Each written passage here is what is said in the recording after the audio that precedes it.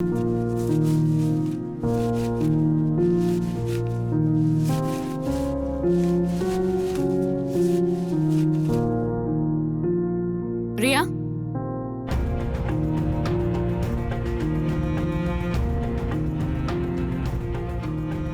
ഇതെന്തിനാ ഈ കളർ പൊടികൾ?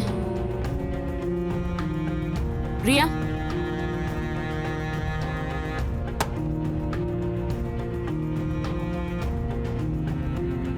ഇതെന്താ നിന്റെ കയ്യില്? എന്തിനാ ഈ കളർ പൊടികൾ? ഇത് എവിടുന്നാ?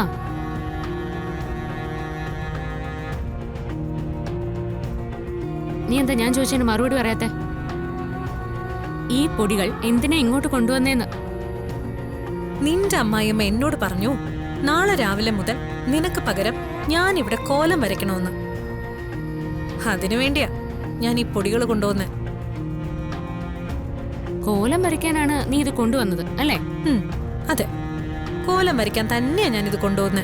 ഡേ, മര്യാദയ്ക്ക് ഞാൻ ചോദിച്ചതിന് സത്യസന്ധമായിട്ട് മറുപടി പറയണം. ഇല്ലെങ്കിലോ? അത് നീ പറഞ്ഞിട്ട് പോയാ മതി. എന്താ നീ എന്നെ ഭീഷണിപ്പെടുത്തുന്നോ? ദേ, നീ കരുതുന്ന ആളല്ല റിയ. എന്നോട് ഉടക്കാൻ വരരുത്. ഈ കളർ പൊടികൾ എന്താണെന്ന് നിനക്ക് അറിയണോ അല്ലേ? പറയാം. ഇത് സാധാരണ കളർ പൊടികളൊന്നും അല്ല, അതീവ ശക്തിയുള്ള മാന്ത്രിക പൊടികളാ. മാന്ത്രിക പൊടികളോ? ഇതെന്തിനാ നീ വീടിനകത്ത് കയറ്റിയത്?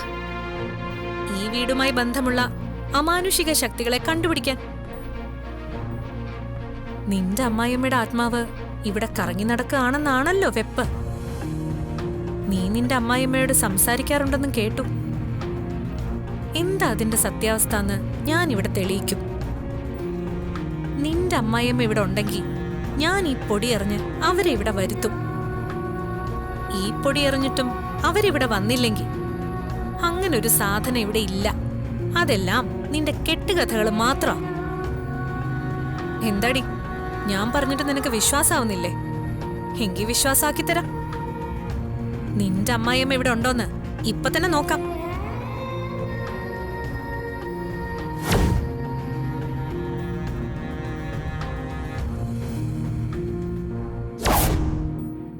ഡേ,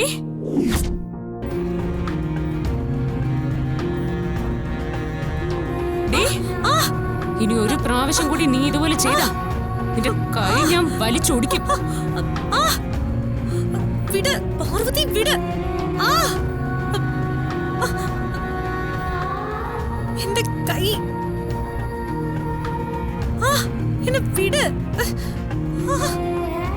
വിടെന്നെ. ഡേ, നീ ഈ വീട്ടിലെ അതിഥി ആയതുകൊണ്ടാ നിന്നെ ഞാൻ വെറുതെ വിടുന്നത്. ഇനി മേലാൽ ഇതുപോലുള്ള പ്രവൃത്തികൾ ചെയ്താ പിന്നെ നിന്റെ ഉറക്കം മണ്ണിനടിയിലായിരിക്കും. ഒടുക്കത്തെ ഉറക്കം. നിന്ന് മോങ്ങാതെ കേറി പൊടി പോവാൻ.